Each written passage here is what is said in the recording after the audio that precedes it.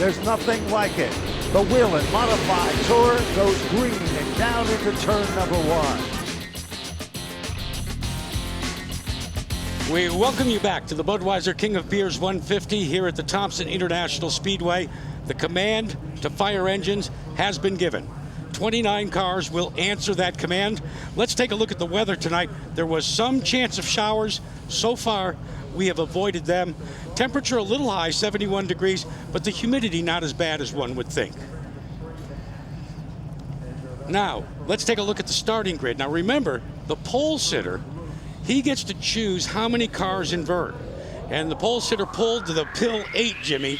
And what that means is the top 8 had to redraw. And look who gets the pole. The rookie, Justin Bonsignor, will bring them down. Yeah, Teddy Christopher. Second, Teddy Christopher. What a great draw for Teddy Christopher, starting outside pole with Thompson. You go a little deeper into the field, though, and you begin to see Bobby Santos, who needs to get that monkey off his back. Rowan Pennick, who was the winner at Riverhead for his first career victory. Starting in position number 5, Ron Silk. 4 times this guy's finishing third. He's long overdue. And how about Chuck Hosfield in the number 59 car? Eric Berndt making his second start on the Whelen Modified Tour over the last 2 weeks, along with Mike Stefanik in the 16. Kevin Goodale and Todd Zegedy, the winner of the most recent race, breaking a 24-month winless streak. And then Ryan Preece and Eric Beers fill out that next row. A little deeper in the field, Doug Coby will tell you a little bit more, and then the story about Jimmy Blewett. Row 8, George Brunhosel III and Eric Goodale will fill out that 8th row. 9th row, Eric Rudolph, who ran so well at Monadnock, so well at Stafford. And he's still looking for his first victory of the 2010 season. James Savali, back after competing in Winston-Salem at the Bowman Gray Stadium, chasing the NASCAR Southern Modified Tour points. He's made his way here to Thompson International Speedway. Jamie the Jet Tomato and Woody Pidcat, one old school and one fairly new school. Richie Pillai Jr., another Rookie of the Year contender. And then Jake Morose and Johnny Bush as we get a little deeper in the field. And McDonald will bring the field down. Taking a look at this track, Jimmy, you've run here so often. It's very unique, 5/8 of a mile. They call it the Indianapolis of the East, but turns 1 and 2 are dramatically different than turns 3 and 4. My all-time favorite modified track right here at Thompson, and you're right. The turn 1 and 2, you're going to run a lot higher in the corner as you go through 1 and 2. You'll have a little bump off of turn 2. Right here we're entering turn 1. And then you go down this long straightaway into turn 3 and 4, and you've got to get to the bottom of the racetrack, back to start finish. Analyzing the Budweiser King of Beers 150, $83,000. Donnie Leah is not back here to defend his title. The guy that replaced Donnie Leah when he went to Camping World Truck Series competition, Bobby Santos in that V4 you see in the second row. It's time for our eyes on tonight. And Kelly, you're up first. Let's go to Kelly Stabbins. Well, Jack, I've got my eye on Eric Berndt in the 54 car. He was the SK champion here at Thompson in '03, and he's got a lot of time on this track. He's not running the full tour, but he still managed 3 top 10s in 5 races. And plus, Eric told me he's really happy with his car tonight, and he's feeling confident after qualifying 5th.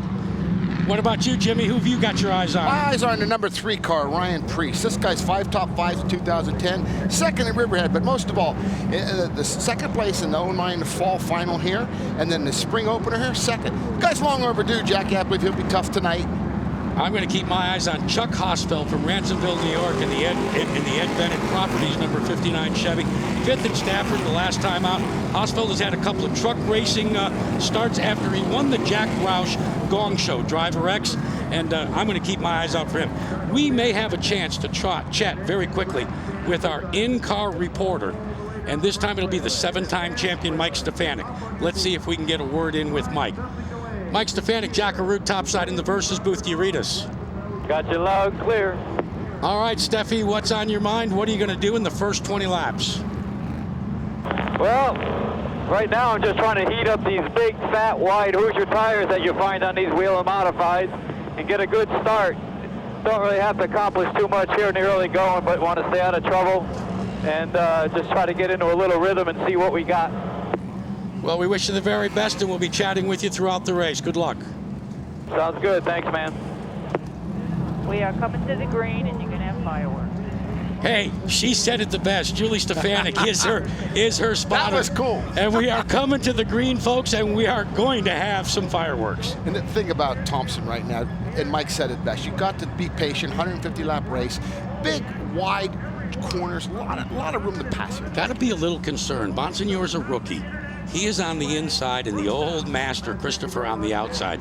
As the fireworks are lit on the backstretch, no need to worry. That's just part of the party here at Thompson. And as we like to say, Grandma, put your teeth in your pocketbook. 39 strong. They are about to roar to life out of turn number 4. A little bobble by Bonsignore. But look at Rowan Pennick glued on the outside in that second car, the 93, trying to rim ride the wake of Teddy Christopher, who just darts down the backstretch with a lot of speed. Gets a great bite off of turn 2. We talked about it a little earlier, the high groove. And what we're seeing now is these guys trying to sort out what they got. Teddy's starting to open up a little bit of a gap here. These guys all sort for the right position to be on the racetrack. It is Christopher out front. The battle is for second on the high side, showing some sparks. Is Justin Bonsignore. Trouble out of turn number 2. Down the backstretch, it looks like Eric Berndt has been involved. His car is crunched up, and the first caution of the evening comes out. Almost looked like a chain reaction deal right there, where one guy bobbled a little bit and it becomes an accordion effect, Jack. Well, that's the problem when you're tight quarters, even as wide as this racetrack is, and you're up to speeds. And the speeds here, folks, is over 140 miles an hour. Let's go take a look at exactly what happened, hurtling out of the high side in turn number 2. Right here, we see them all coming off. They bump in. Szegedy bumps the 16 and turn Silk car slows down, and then turn Berndt gets the tail end of it and gets put in the wall. Tough break for Eric Berndt too. Meriden, Connecticut. He really was practicing well, qualified well, and as I say, a part-timer doesn't really race that often in the Whelen Modified Tour. Very frustrating, Jackie, because we only completed 1 lap, so very upsetting for a driver to be knocked out that early in the race. So Ted Christopher is your leader here in the early going of the Budweiser King of Beers 150. Still 149 laps to go, and you'll see them all right here on Versus.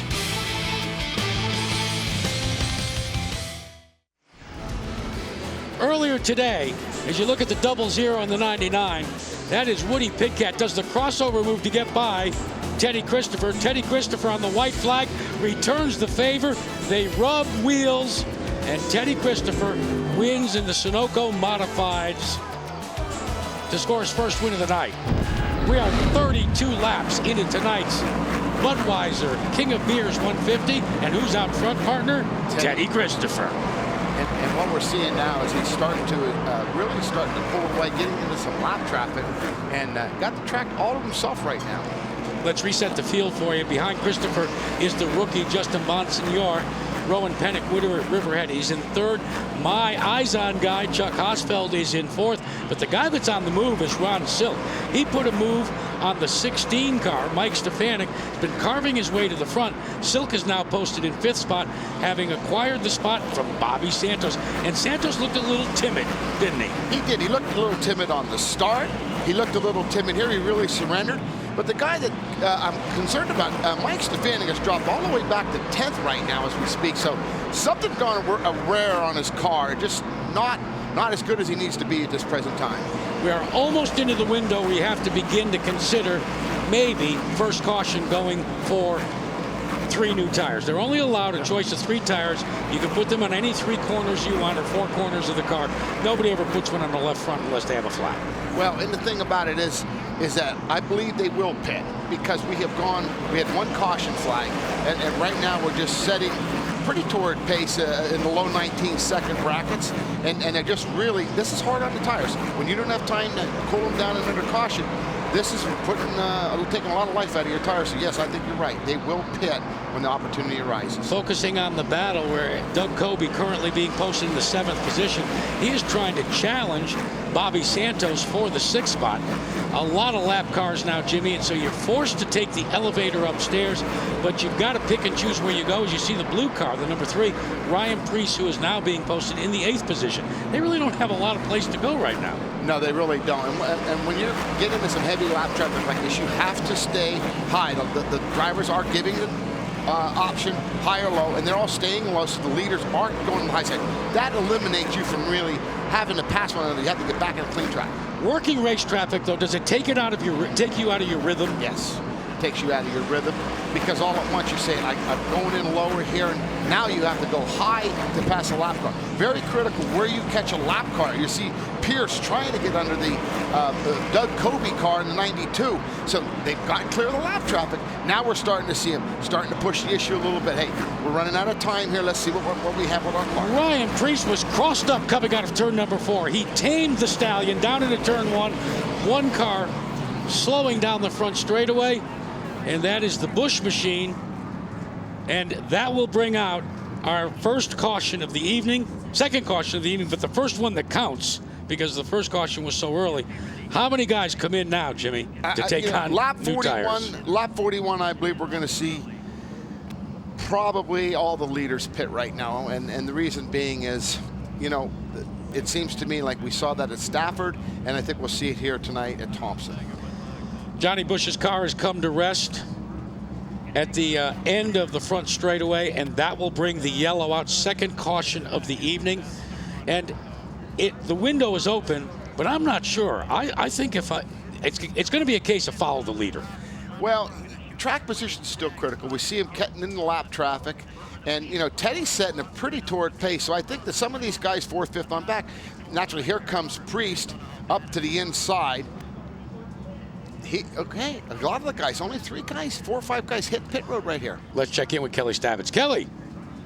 Well, Jack, I'm being told Mike Stefanik will definitely make his way into the pits. You guys wondered why he was slipping through the field. Well, apparently his car is really loose right now. So they said just before the caution came out that that's exactly what he wanted, so he can get some fresh tires and try to tighten it up a little bit. But this wasn't ideal. He told me that they would really be after lap 50, but ideally closer to 75 before he'd want to put on fresh tires so you'd have them for the end of the race. Ted Christopher is elected to stay out, followed by Justin Bonsignor and Rowan Pennick. You know, we talk about Ted Christopher. He's the winningest driver in New England. Has won more races than the legendary Richie Evans. And a couple of days ago, I had the opportunity to sit down and ask him how he feels about being mentioned in the same sentence with the legendary one, Richie Evans, who won so many races in the Northeast. I think of it more of my ability to drive so many different things, where his was, you know, just basically in modifieds, you know, and he was, you know, great champion in that, you know, so many time champion and a lot of wins. But I like it because of mine, where I've been able to jump in a lot of different things and win in a lot of different type of vehicles. So that's what I like it as. He has won in midgets. He has won in sprint cars. He has won in super modifieds. He has raced in the Rolex series with Hurley Haywood. Jimmy, this guy has done it all. He's even qualified a Sprint Cup car at Watkins Glen, and he's done it in New Hampshire Speedway. Very versatile race car driver. Teddy Christopher has won in midgets. He's won in sprint cars. He's won in super modifieds. He's qualified for the Nextel Sprint Cup, and tonight he is getting ready on lap 45 to bring this field down for the display of the green flag yet again. Most laps led by Ted this year, 56 in the Spring Sizzler, and he went home victorious, Jimmy. And, you know, very versatile race car driver. So here he comes with the start of a restart again. Teddy Christopher gets a great start again, Jack. Christopher goes up through the gearbox. He's being hounded by Justin Bonsignor, but on the inside, rim riding comes Rowan Pennick. And look at the 6 car. The 6 car has wound the mainspring up, darting and diving into turn number 1. Your kid, Ronnie Silk, has moved into third. He's making the move, his stick. He gets a run off of turn 2, shoots that thing down on the bottom side of 3 and 4. He's the guy that's making all the passes on the low side. He has not surrendered yet. Here he comes, pushing it and coming to catch the Pennick car in second place. Rowan, our winner at Riverhead, and new crew chief for him, Bear Collegio for Rowan Pennick. So. And remember, Rowan Pennick at Stafford had his engine expire early, so he has a score to settle on these big tracks. Teddy Christopher now enjoying about a 0.4 of a second lead, and that's just a blink of an eye here at the Thompson Speedway. Looks to me like Pennick is beginning to close just a little bit, but keep your eye on the gaggle of cars right there. There is a contest enjoined for that 5th position, 5th being held down right now by Mike Stefanik, and he's got his hands full because right behind him is the deuce of Todd Szegedy. And we saw this car come on strong, Szegedy car, at Stafford. So is he a late race charger here? He's putting the pressure on Stefanik. Szegedy driving a Chassis Dynamics car, and in case you're wondering if you've heard Chassis Dynamics before, as we've got a gaggle of cars that get crossed up, it looks as if one car is backed out. That's Goodale having to get out of the throttle, and that does the shuffle up, as they say, as everybody got on the binders and had to break down the speed just a bit. And this is what I love about the modifieds. They're so agile. They've got big tires, like Mike Stefanik had said, a lot of brakes, a lot of horsepower. But the drivers have a lot of control when they get in a situation like that. As a driver, you want to have control of your car. Even though you get a little loose, you want to be able to apply the brake and be able to negotiate your car and not spin out. And that's what that guy just did. Meanwhile, we were talking about the two car, the Chassis Dynamics car. If you've heard that name, you may remember in the U.S. bobsled team, Bob Cuneo and Chassis Dynamics, also with Jeff Bodine, they have formed the Bodine Chassis. And Bob Cuneo still loves the Whelen Modified Tour and is twisting the wrenches down there along with Lloyd Agor in the two-car tonight. And, you know, Szegedy won at Stafford. And look at him go to the inside. Look at him go to the inside of Mike Stefanik. Kelly, is there a problem with Mike Stefanik's car? Well, just when I told you that he was certain to come into the pits, he decided not to. And as I said, he wants to have fresh tires on as late as possible in this race. So he's been reporting that his car is loose. Apparently, he wanted to make up as many spots on that pit rotation as he could and just try to hang on as best he can. And Jack, also keep your eye on the number 3, Ryan Preece, because he's having issues. When he came in for his pit stop, he couldn't get the car to fire back up. They said they're having ignition problems. It's sort of intermittent in and out, so they're keeping their eye on him. Fascinating, though, that the 16 car is going to wait. We do see some of the different strategies beginning to unfold. It'll be fun to watch. Right now, though, with 55 laps completed, it is all Ted Christopher. He is out front, being trailed by Rowan Pennick, Ron Silk, and Justin Bonsignor. Right behind them, Todd Szegedy, Mike Stefanik, Bobby Santos, Chuck Hosfeld, Ed Flemke Jr., and Eric Goodale. We'll have more next. A hurricane called the Long Island Express ripped through New England in 1936 and gave birth to the Thompson Speedway when area farmer John Honig decided to trade in his tractor and build a 5/8 mile oval that was the nation's first track paved with blacktop. It became a must-stop for driving stars of the 40s and played host to the nation's big cars that raced at Indy. Its speed and design earned Thompson the nickname the Indianapolis of the East. Thompson Speedway has played host to the Whelen Modified Tour more times than any other track and is the only track outside of Riverhead Raceway that has staged a race in the entire history of the Whelen Modified Tour. And when you look at the crowd that turns out here. You know, you said it last week at Stafford, Jimmy. These people turn out because these are not cookie-cutter racetracks. Every racetrack has a unique character and a difference, and these fans here absolutely enjoy it. And the thing about the modifieds is they just enjoy watching. Here's our leader, Teddy Christopher, still lapping cars, but just really good racing. Car slowing down the backstretch. It is the 3 of Ryan Preece. It will bring out a caution, a much-needed caution. We're pitting, Mike. We are loose, right? That's the deal. You're listening to Mike Stefanik. He says the car is loose. He is going to pit. Wonder if Christopher will pit as well, because those are the 2 cars that have been out front that really need those 3 new tires. Yeah, I think what you're going to see is the 36 is forced to pit here. So is Rowan Pennick. Bobby Santos will assume the lead, but Szegedy will take second. But Jackie, the 3 car was running ahead of Todd Szegedy. He was really putting a pressure on. And once again, the car fails him again. It's just very devastating for this team. Probably going to ruin their shot at the championship. 19 years old, Ryan Preece driving for the legendary Bowler family, the number 3. Just so much history involved with that car, and he is getting an assist down on the pit road. So resetting under this caution, lap 95 has been completed, working the 96th. It is Ted Christopher, Rowan Pennick, Bobby Santos, Todd Szegedy, and Ron Silk round out the front 5. And as we suspected, Christopher, Pennick, will come onto pit road. The question is, will the 16 of Mike Stefanik? Yes, indeed. He is on pit road as well, as many of the other cars that did not pit in the last yellow have elected to do so now. Let's go to the leader's pit. Kelly Stavitz is standing by. Kelly, take it away. You see the leader of the race, Ted Christopher, that number 36 coming in. The fastest way to do these 3-tire pit stops is to start with those 2 rears and then move up to the right front. Just behind him is Mike Stefanik in the 16, trying to take care of those issues. Mike Stefanik telling me that he thinks he has the best pit crew in this series and that they can really make up some time with a good pit stop. And like I said earlier, he just loves to be the guy chasing the other guys down when he has some fresh tires on at the end of the race. Chuck Hosfeld having to back up a steady Christopher, and it's real tight quarters on this pit road, but Christopher pulls out, and now we will have to wait and see just how they look at the tightness there. But this is part and parcel.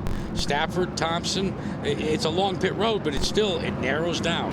Yeah, it goes to that funnel effect right there, and they still all race to that end, that line, to know where they can gain position. This is going to really play havoc now to Bobby Santos and Todd Zegerty. Let's get an update on Mike Stefanik. Kelly? Just getting a word in now about Mike. Sorry about that. A little bit longer on that so they could take care of, on that pit stop, so they could take care of his loose car. They said they tightened it up a couple notches and see if that takes care of the problem. Let's check in with our in-race reporter, Mike Stefanik, Jack Arute in the Versus booth. What sort of changes did you have to make during this yellow? Well, we definitely had to tighten our car way up. It was big time loose. We're hoping, I don't know, I haven't got the word back from the team what the stagger came in at, but we went to close the stagger up some and put a little bite in the car and see if we can get back what we lost here. Taking a look at your car, it looks like you got some Dr. Feelgoods on the right side and on the left side. You take 3 or 4? I mean 2 or 3. A lot of the guys that came in late put 3 on, so you should see these cars from the back charging up through. Hopefully we're one of them. Big question mark. Do you or anybody out there have anything for Ted Christopher? What a torrid pace he has set so far. Yeah, he certainly has a good car tonight. He's going to be definitely one of the cars to beat, if not the car to beat. So, hey, that's why you got to run these races. They're never over till they're over, and I'm certainly sure that the rest of this field isn't ready to hand it to him just yet. Good luck to you. Good luck to you, Mike, as we get ready to go back to green. Thanks a lot, Jackie. You know, what we saw here is a pretty exciting communication with the driver, but we see sticker tires. Now this is going to be interesting, Jack. With the sticker tires, will they come to be the right amount of stagger, and the adjustments, were they going to be enough to make him challenge? And remember, we got to get it up to pressure. Mike Stefanik at age 52 still turns the wheel here as he get ready to go back to green. I asked him, is it still rewarding for you? I'd like to think that I'm a thinker when I'm behind the wheel, and I've been fortunate to be with a lot of strong programs and always feel like I got to hold up my end of the bargain. Every year I feel I have to prove myself, so every year I put myself under the microscope, and I don't really like to make a lot of mistakes, but I do make mistakes. A lot of people get real mad at me when I do make a mistake, but they got to realize, hey, you know, I've been doing this a long time, but I'm still hungry. I still want it. I still want to win. I'm not here to ride around. I'm not here to wear a fire suit. None of that stuff does it for me. I want to be on the racetrack, going fast, wheel to wheel with some real great drivers. That's why I'm here. And that's about what he's about to do as they bring the field down. Zegerty and the yellow car, that's the 4 car. Bobby Santos scoots like a, well, toothpaste coming out of the tube to take the high side and the lead for the first time tonight. And what's interesting, Santos started on the outside. He opted not to take the normal inside first position, knowing the high side 1 and 2 is a little bit quicker, Jack. All right, Jimmy, these cars that are out front here, they actually have older tires than the Stefaniks and the Christophers. What's it like when you're driving with tires that are a little older? As a driver right now, 60 laps more on your tires, Bobby Santos, Todd Zegerty. They know Teddy's coming. They know. Oh, wow, Christopher, that was close. Tangled with Blewett in the 14. You could see the Nerf bars. You saw the smoke momentarily. Christopher was able to hold on to the bucking Bronco, though, and he has faded back to the 9th position. And this is what I was talking about.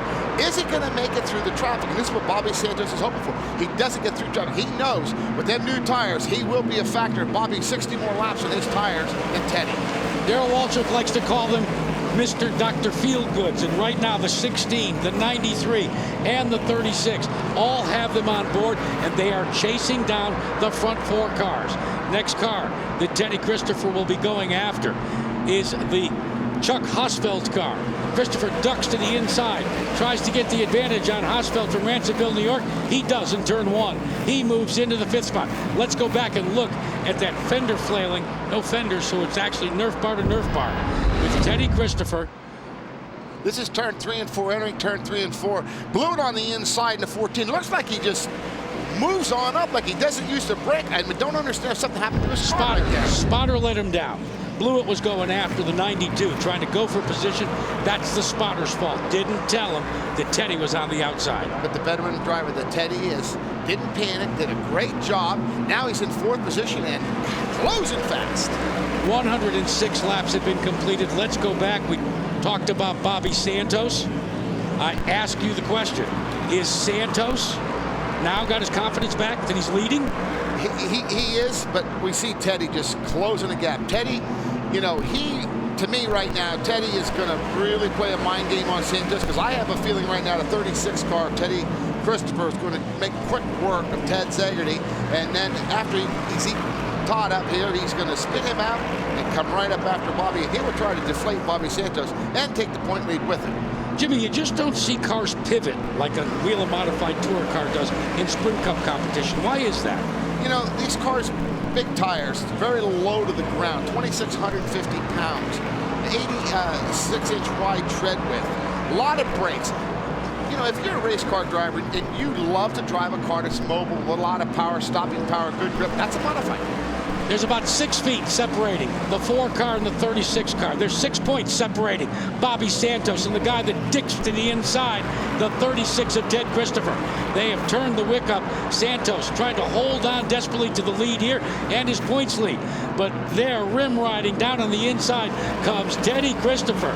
Yeah, the tires are gone on the 4 car. Bobby Santos surrenders it very easily. Oh, look at the crossover. Back down in turn 1 and 2, but not going to hold on. Teddy Christopher right now got that perfect setup. Bobby Santos learned that at Indianapolis Raceway Park running midgets and sprint cars. They call it the crossover move, but he didn't make it stick with Teddy Christopher. 60 more laps on his tires, and as a driver, you know, you say, I can only go so far. Bobby Santos has to settle in here now and say, you know what, I got to take second. Got his fingers crossed that something breaks on Teddy's car with about 39 laps to go. Let's go back and take a look at that, because this is what makes modified racing, takes your breath away. There goes Christopher on the inside, gets the bite, but watch Santos. Down the hill he comes and almost makes it work. Almost made it work. And fans, he is running in excess of 140 mile an hour at the end of these straightaways. So a lot of speed that, you know, when you make a move like this. So, you know, 37 laps to go, Jack. Time's going to start running out on these guys. And for Bobby Santos, it reminds me of what my dad used to say, close is only good in horseshoes and hand grenades. And trying to take the lead in the Budweiser King of Beers 150.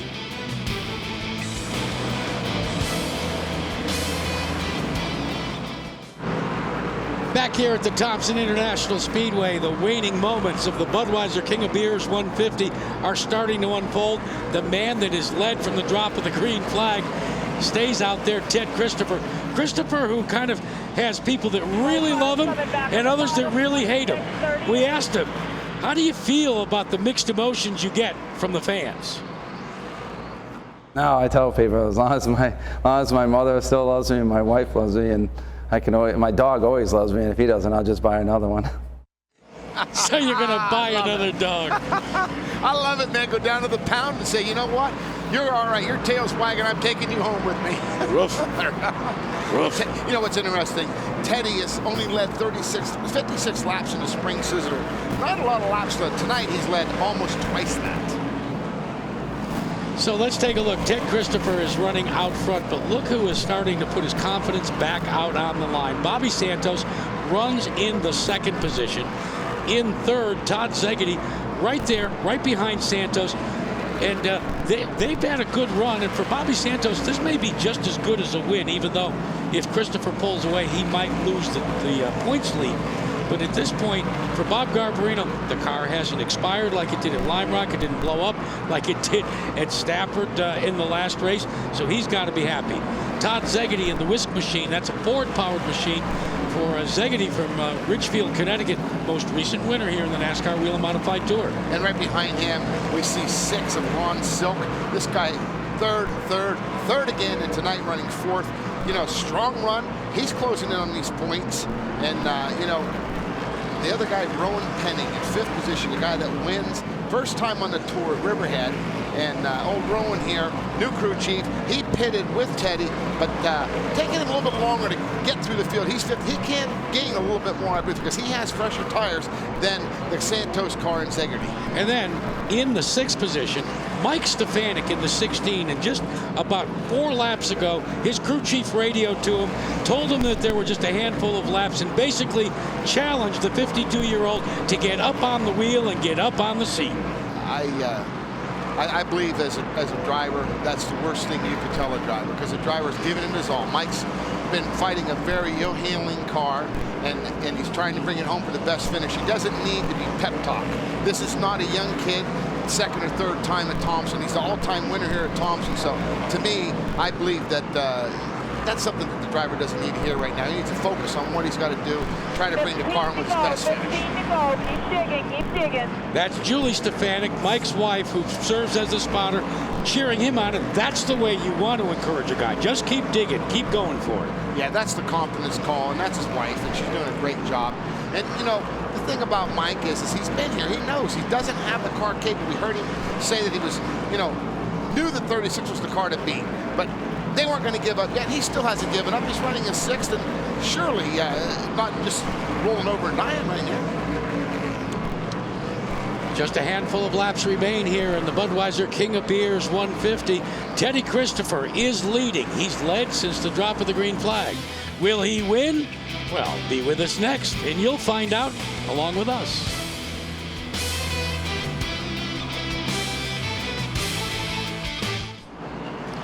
Back here at the Thompson International Speedway, a baker's dozen of laps remain here in the Budweiser King of Beers 150.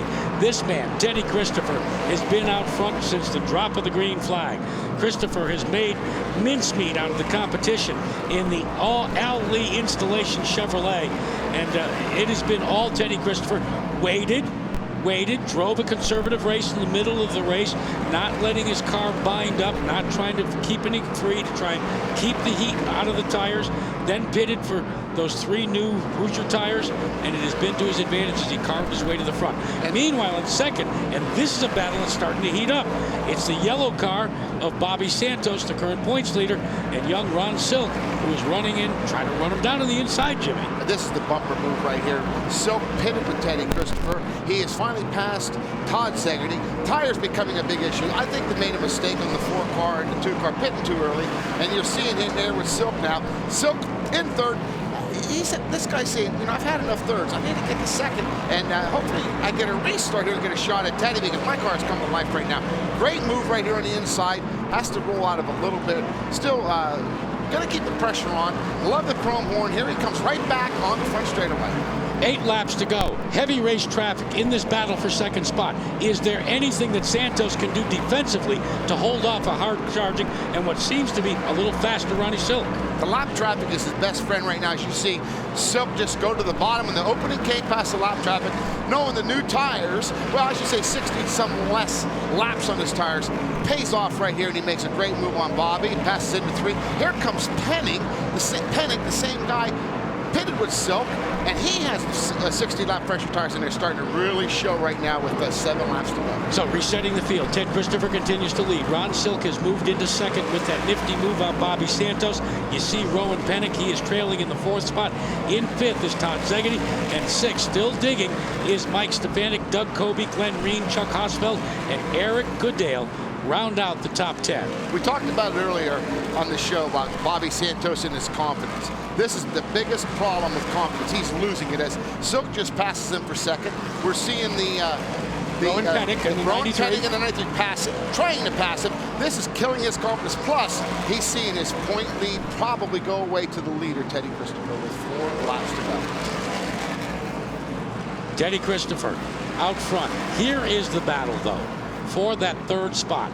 He came into this race 6 points ahead in the National Whelen Modified Tour standings in the V4, the yellow 4, and he is now being hounded by Rowan Pennick. Pennick is all over the rear deck lid of that V4, the Garbarino brothers' Mystic Missile. And as you said, confidence waning for the Bobby Santos team. They won just about everything until they hit June. Then at Lime Rock, they had an engine expire. Just last week at Stafford, they just have not been able to get out of their own way. As we are winding down to 2 laps to go, and it is all Ted Christopher of Plainville, Connecticut, as he is high, wide, and handsome with clear track ahead. And Teddy is running laps in the 1950s, so he's Problems really down into turn number 1, and the yellow comes out. It's Eric Rudolph. Something broke as Rudolph came across the start-finish line. Sparks flying from beneath the Charlie Rudolph pizza log special, and a tough break for Rudolph. He was being shown up there in the top 10, actually in 11th spot. This will force a green-white checkered to Teddy. What he did want to see as the leader of the race. There you can see. Now, the green-white checkered has been employed in the Northeast for over 30 years. NASCAR has made a huge deal about it in Sprint Cup competition as we look at the damage to the front end of Eric Rudolph's car. And because the leader did not take the white flag, you will have the 3 great words, and I think the greatest moments in racing: green, white, and checker, to determine who will win this race. There won't be anybody sitting down in the grandstands. When they come back, double file restart. We saw Teddy Christopher back a few weeks ago at Monadnock beat the car that just hit the wall of I'm trying to think. Eric Rudolph's car, the 98 car, and Rudolph causes the caution, which is interesting for this double file green-white checker finish. So Teddy Christopher now just trying to keep his tires, keep them clean. He's going to have to go to the green-white checker. Right behind him is Ronnie Silk, who will now pull up side by side. We've been talking about Ronnie Silk and coming up in go-karts, and told me about racing with Danica Patrick, with Sam Hornish, and with Casey Atwood. So we asked him, what was it like racing go-karts with people like that? It was a lot of fun. I mean, you know, there were other people, Casey Atwood, that we raced with, Timothy Peters. You know, we were just kids kind of going all over the country and racing, and made a lot of good friendships that way. And, you know, that was some of the most fun in racing that I've ever had. So we're about ready to go back to green. Let's quickly go back and take a look at what brought out this caution. Now watch for Eric Rudolph. He gets bumped on the outside and just gets into the concrete barrier here, and it ends his day. But it does set up, Jimmy, an interesting confrontation. On the inside is Ted Christopher, who has been strong like Atlas all afternoon or all evening, and look who has now moved up. The guy Ronnie Silk, who has done so well here at Thompson in the past. He has 4 career wins in the Whelen Modified Tour, 3 of them at Thompson. What's interesting, Teddy on the inside does not take the outside, Jackie. Very interesting position on this restart. Cinch up the belts, baby. Here we come. Green flag is out. And look who has bonsai down into turn number 1. Ronnie Silk, the young driver, and look at on the inside. Here comes Santos. Santos sneaked a peek. It is the cagey one, Ted Christopher. A little defensive driving, but it was all legal as he looked at Silk. Look, as Silk's going to go to crossover move. Silk got loose right there. White flag. The race is official. He has 2 corners to go to try to make the move on Teddy. He puts the power down coming off turn 2 on the bottom. Tries to ride downhill, build up the speed over 135 miles an hour. They dart into turn 1. Yellow is out. And guess what? You revert back to the last green flag lap. And that will be Teddy Christopher's victory. 2 cars have come together in turns 1 and 2. They pull away Eddie Flemke Jr. and Jimmy Blewett. But the victory will go to Ted Christopher. Christopher wins it, finishing in second. Ron Silk. Bobby Santos tried, but to no avail, finishes in the podium in third. We'll be back to talk to the winner and get his thoughts about this victory in the Budweiser King of Beers 150 when we return, only here on Versus.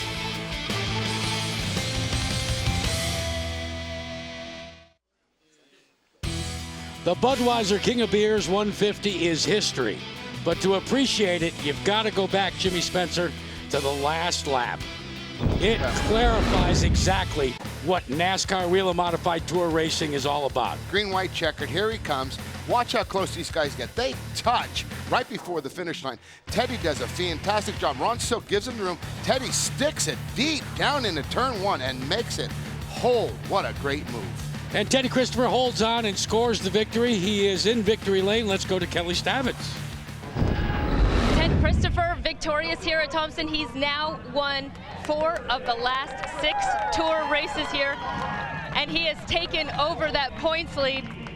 And Ted, you certainly seem to have the dominant car all night, but let's look at that green-white checkers there at the end. Number 1, you took the inside lane, and number 2, it looked like you had a little bit of tire rubbing going on. Take us through that last 3 laps. Yeah, like my crew chief told me, desperate people do desperate things, you know, when it comes down to some, you know, the green-white checker like that. But, you know, we definitely did have the dominant car. I really want to thank my crew, Eddie Whelen, my car owner, Richie Nemec, my crew chief, Tony's Competition Engines for the motor under the hood, and all the guys that work on this thing, Jimmy Page, Rocky, my spotter, and everybody. I really want to thank them, and VP Racing Fuels, too.